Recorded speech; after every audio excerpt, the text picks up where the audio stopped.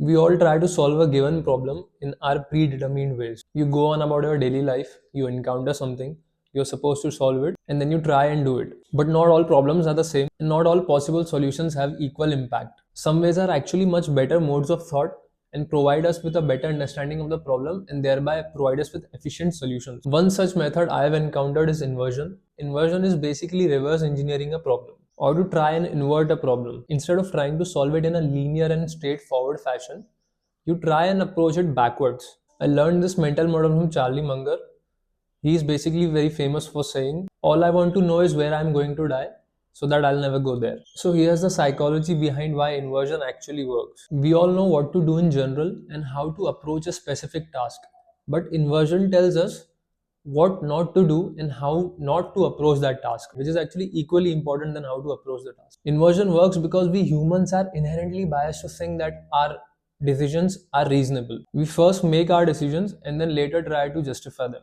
This is also called consistency bias because once you have committed to something, you are much more likely to commit to it again. You're much more likely to continue that thing that you have started. And also because inconsistency is not attractive. And hence, inversion is a good way to keep our biases in check and make much more rational decisions. We almost always underestimate how wrong we can be in our decisions and we try to focus on complex parts of the solutions when instead we can just try to do simpler things in a much better way. It is in the nature of many problems that they are solved best when they are addressed backwards. It is not enough to think about difficult problems in one way. You need to think them backwards and forwards. So let's take a look at an example. Let's say you want to improve innovation in your organization. Thinking forward, you'd go and think about doing all the things that could foster innovation in your organization. But if you look at the problem by inversion, you'd think about all the things that would discourage innovation in your organization and you try to avoid those things. This sounds very simple, but almost all the organizations that you know claim that they are trying to be innovative, they're trying to foster innovation in their organization. They want new things, they want better things, they want better products for their customers. But almost all organizations are doing little things that might discourage innovation in their organization. They might not know it yet, but that is happening inside that organization. Those things might sound simple and stupid in the start. For example, no one in their organization thinks that they are trying to discourage innovation, but that is not happening consciously. That is happening subconsciously. Another example you can take is rather than thinking what makes a good life, you can think about the prescriptions that would ensure misery in your life and just actually avoid misery. Life is actually not about finding more happiness or increasing your bar of happiness.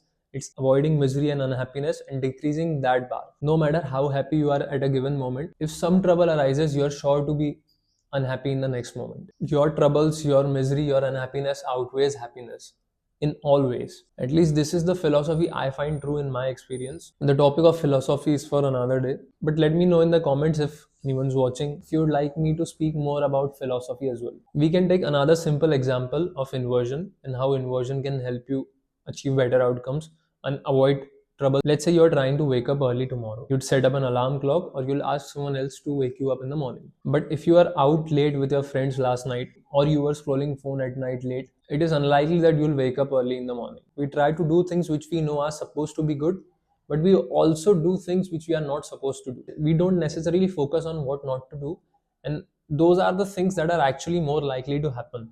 If you apply inversion technique here, then you can list out the things and you can say what are things that I can do to wake up late tomorrow and ideally avoid all those things. You can stay out late with your friends, you can scroll phone late at night, or you can go to a party. Ideally, you'd like to avoid all these things in order to wake up early. Of course, you won't wake up early if you end up doing any of these things. You don't have to be wondering in the morning that why did I wake up late, because you did one of these things which you should have avoided in the first place. If you try to reduce the number of undesirable outcomes that you want in life by using this inversion principle, you'll automatically increase the chances of getting desirable outcome. Inverting the problem won't always solve it, but it will help you avoid the trouble. You can think of it as a avoiding stupidity filter. It's not sexy, but it's a very easy way to improve. Avoiding stupidity is easier than seeking brilliance. Let's take on another example here. Let's say your goal is to become a better writer or become a better guitar player, or you can choose your preferred art. You can substitute it with your preferred art. You'll ideally try and do things which will bring you closer to your goal,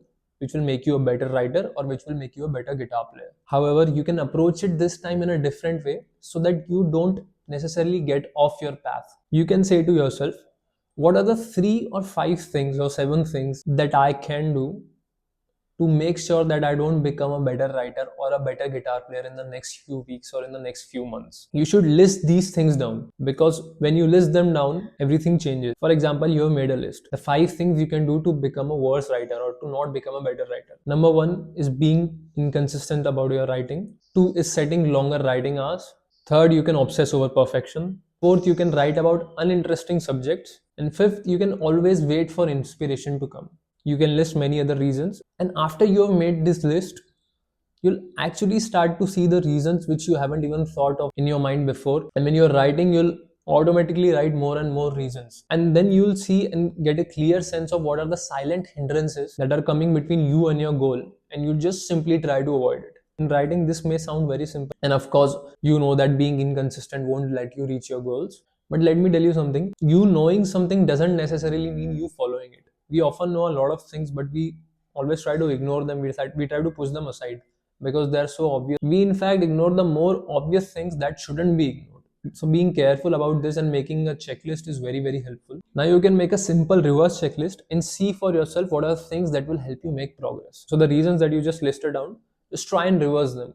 So number 1 is be consistent about writing. If you want to become a better writer, you need to write.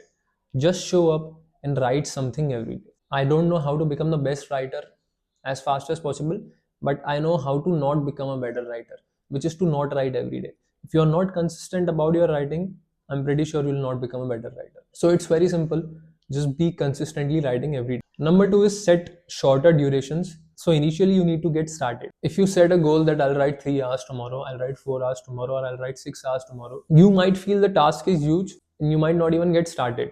So setting shorter durations to just get started is a good way. Number 3 is setting perfection aside and instead focusing on progress. You don't have to write the best passage or the best essay, the best book on the first day. You just have to start and you have to improve little by little every day.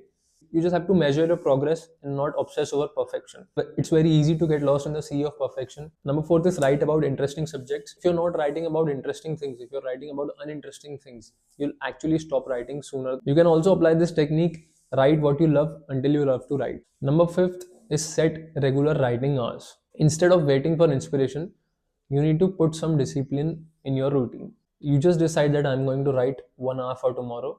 Doesn't matter what time. I'll just write even if inspiration kicks in or doesn't. So these may seem like very simple and basic rules, but they work out very well for me. So the conclusion that I'd like to say is you can apply inversion to any problem you face.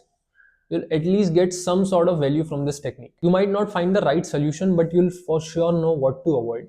You'll for sure know how not to get in trouble, how to save your time, energy, and effort, and put it in actually meaningful and important things instead of wasting them. But also don't forget to address the problem both ways, backwards and forwards, and also apply other useful mental models, or else you'll be like the guy with a hammer to whom everything looks like a nail. See you in the next video.